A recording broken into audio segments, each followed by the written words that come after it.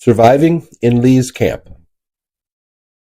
Survivalists in Southern Oregon, convinced that our country is on the verge of an economic collapse and that a nuclear confrontation is inevitable, have been stockpiling weapons and rations in preparation for the chaos and madness that will follow.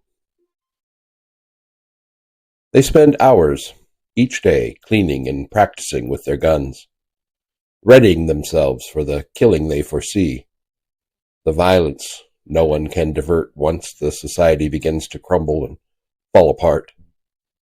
Tons and tons of food goes underground, hoarded in caches and fallout shelters, in secret tunnels and passageways, where only a chosen few will know its location, where only a chosen few will be able to survive. Talking to some of the residents at Lee's Camp, 24 miles east of Tillamook on the Wilson River Highway, you will hear the same concerns. An uncertain economy, too much government, the threat of war. These people, like their southern counterparts, are stockpiling too. Only their vaults are being loaded with friends and knowledge, mutual assistance and wisdom. Whether any of us would survive a nuclear holocaust, or what life would be like in this country after an economic collapse, is all conjecture. No one knows. In the meantime, though, life goes on. Children need raising, crops need tending, and bills need paying. We must work, we must eat, and we must have leisure. The ways in which we do these things make up the quality of our lives here and now. The following is an account of the quality of life in Lee's Camp, the story of its earliest settlers, the society it has fostered, the weather, the fishing, the silence, and the wisdom its people have and are willing to share.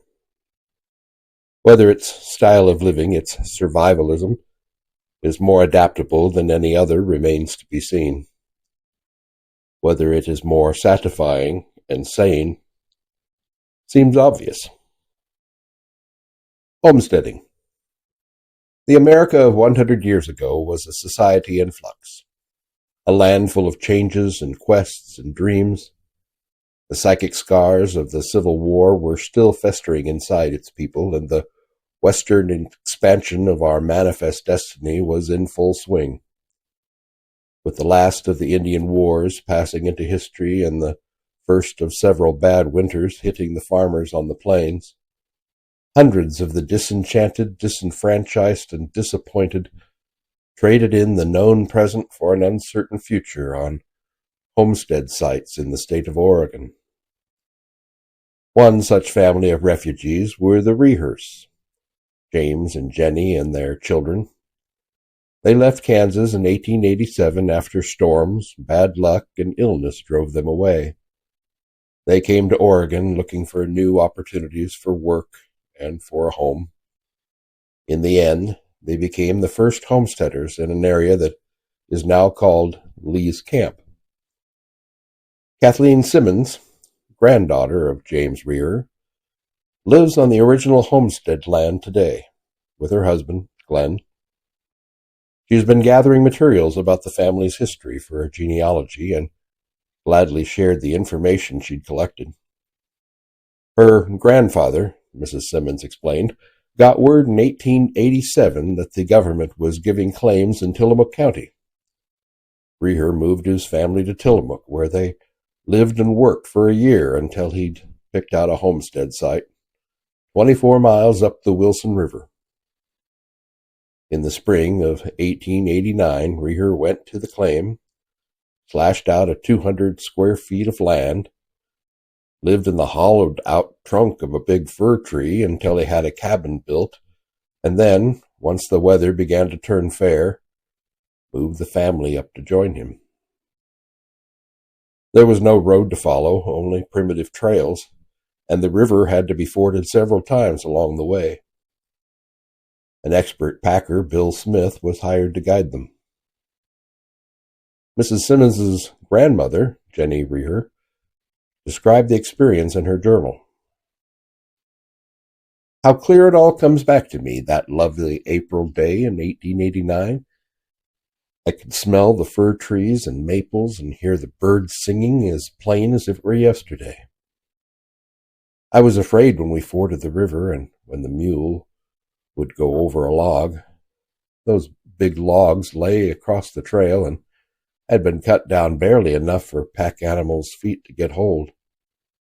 We went over them with a great uprearing and down jumping that was certainly a shake-up.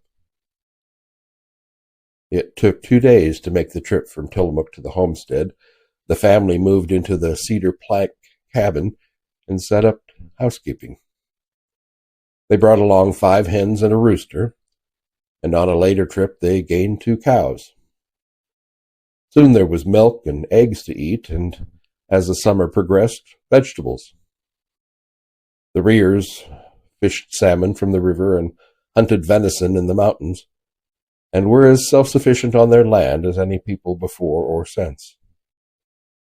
Other homesteaders and settlers followed the Rehers up the Wilson, making claims and building on sites of their own. Today, the Simmonses live on a 370-acre tract of land which they share with 4 generations of Rehers descendants, who have 27 cabins and summer homes in the secluded and private mountain area. Friends. After taxes, the only thing you have are the friends you make, said Bill Miles. He and his wife, Jeannie, own and operate the Lee's Camp store and filling station that sits next to the Wilson River Highway that connects Tillamook and Portland. Contrary to one's first impressions, they've discovered there's a deep and tightly interwoven community functioning in this quiet, secluded forest outpost, one which they are only now just beginning to be accepted into.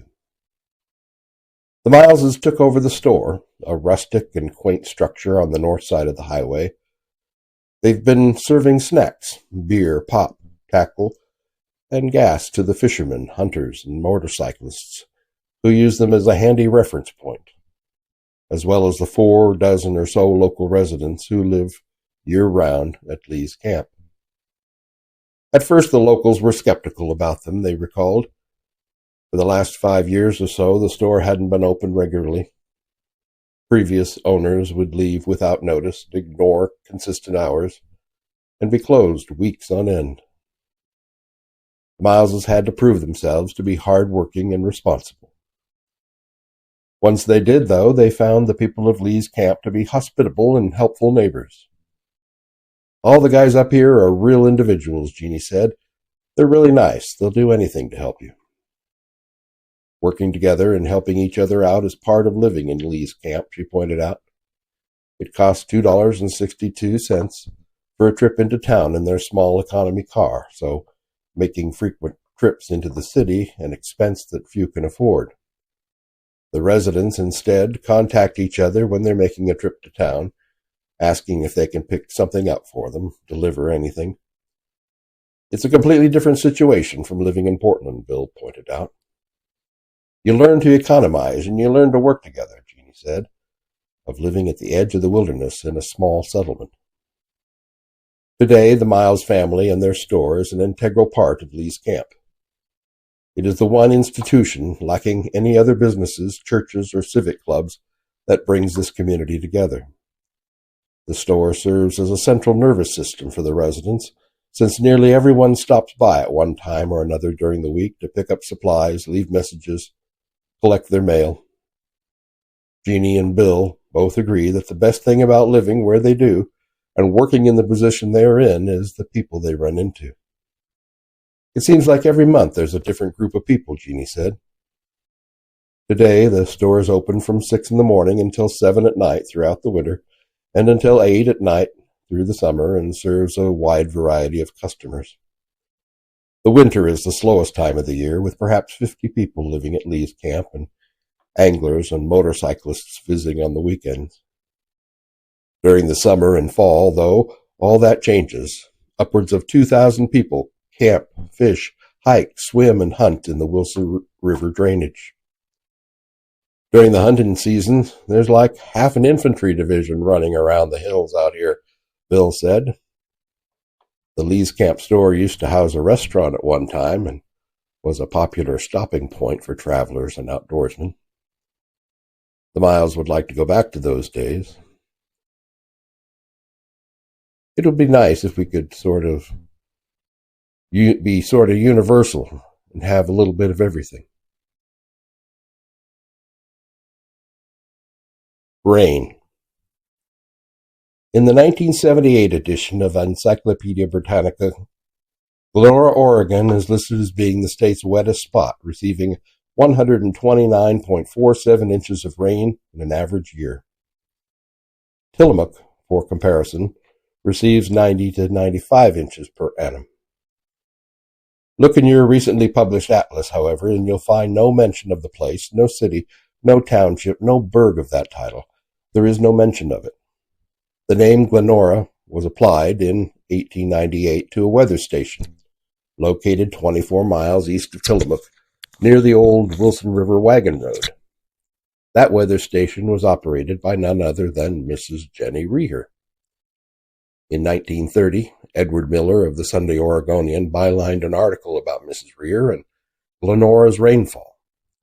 He'd read that the Coast Range community received more precipitation than any other point in the 48 states. Glenora? Never heard of it, he wrote in that September 14th issue. 131 inches of rainfall, enough water if collected at once to drown a 5-foot man standing on the shoulders of a 6-foot man. Inquiries at the Portland Weather Office led to this information: that Glenora was midway between Tillamook and Forest Grove on the Wilson River Road, that it was a tiny settlement in the mountains, and Glenora, in truth, was headquarters of the rain god Jupiter. Mrs. Jenny Reher kept the records from 1892 to 1916 because she enjoyed the work. The government merely had supplied the apparatus and had occasionally sent an inspector to check the accuracy of her records. The Weather Service was skeptical about Mrs. Reher's reports of the astonishing amount of rainfall at Glenora, Kathleen Simmons recalled. They thought she didn't know how to read it or something. An investigator was sent to spend some time with Mrs. Reher and to check on her unbelievable totals. Making certain that the gauge was empty before retiring for the night, he slipped out before dawn in a downpouring rain to make a reading. Much to his surprise, the instrument was full. The instigator, now a believer in Mrs. Reher's claims, left soon after that, Mrs. Simmons said, and the records remained intact. The U.S. Postal Service in 1896 refused to grant the name Glenora to the post office that Walter Smith, the former member of the Union Army, had established near the Reher's land. It was too similar to Glenwood, a name of a community in nearby Washington County. The name Wilson was officially given to the post office, which lasted about 20 years. In about 1939, Rex Lee bought approximately 16 acres of the Reher land, which he developed into a tourist and sportsman's camp with the name Lee's Wilson's River Camp. The post office established there in 1947 gave the place its present nomenclature, Lee's Camp. Despite all these changes, though, and despite the fluctuations of land ownership and use, one thing remains the same. It rains a heck of a lot. Hunting and fishing. Inside the store at Lee's Camp, there is a large scrapbook that the Miles have filled with Polaroid snapshots of fish caught on the Wilson River and weighed in at the store. One of the most recent pictures is of Roger McCann of Beaverton holding the 30-pound steelhead he pulled out of the river on February 25th. McCann's catch is the largest in recent history on the Wilson. Fishing used to be a whole lot better, Bill Miles admitted, but also noted that there are still 2 major steelhead runs that make the Wilson a renowned coastal river to anglers throughout the country. The Miles, who sell licenses, sand shrimp, worms, and salmon eggs in their store, guard a favorite fishing hole of theirs beneath the Reher Bridge. Any fish caught from that hole, they insist with mock seriousness, must be split half and half with them. What they don't demand portions of are the elk and deer taken from the hills all around them during hunting seasons in the fall. They are too busy handling the traffic of customers pouring through their doors in that concentrated period. Thanks to the blessing of abundant game herds in the area, many of the best days of their fledgling business history have been made during the hunting season, as they sell beer, gasoline, snacks in great quantities to the sportsmen. Thankful for the wildlife as well are the Simmonses, but for different reasons. I love to be able to have animals and not have to take care of them, Kathleen Simmons said. Her husband, Glenn, feeds many of the deer on their acreage by hand, as they've learned to recognize and trust his generous hand. He has a special relationship with the wildlife at Lee's camp, Kathleen points out. We're kind of nuts about game preservation, Glenn admitted. He puts out 3 gallons of rolled barley every night for the deer and elk to feed on, and he has plans for seeding several patches of the land with grass for deer to graze on. One of the Simmons' biggest gripes, though, is the infantry division that roams the hillsides in the autumn, huge 4-wheel drive rigs, often equipped for spotlighting, high-powered rifles with high-powered scopes. Damn it, he said, I just can't see people going out here and shooting everything in sight. The Lee's camp area, OSP game officer Mike Caldwell pointed out, probably has fewer problems with poaching than almost any other highly used location in Tillamook County, primarily because of the attitude and concern of the people in the area. The Simmonses and the Miles, like others in the community, are protective of the wildlife resources they share. They keep a watchful eye on visitors. Simmons has found, as Caldwell and other game officers find every year, dead or severely wounded does shot out of season and left to waste once the hunter discovered his mistake. When I pull the trigger, I know what I'm going to hit, he said, shaking his head at the senselessness of it all. Knowledge. I get the impression that people have been living in a vacuum for the past 20 years, said Glenn Simmons one afternoon in early March of 1981. Glenn, who would be 74 years old in July of that year, and Kathleen, who had just turned 73, are both direct descendants of American pioneer families, self-reliant people who knew what needed to be done and weren't afraid to work to get it done. Together, they put together a 2-volume set of books a couple years ago called From the Ground Up, which detailed the survival techniques used by the homesteaders of the last century and how these skills and abilities are still applicable in today's modern world. You can make everything you can buy in the store, Kathleen said, showing off the homemade soap that she'd molded into decorative and colorful as well as functional bars.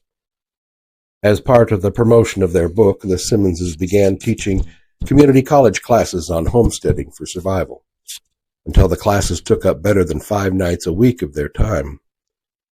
Students of all ages, hungry for the knowledge and wisdom they offered, crowded into the classes and workshops, overflowing the rooms they were held in.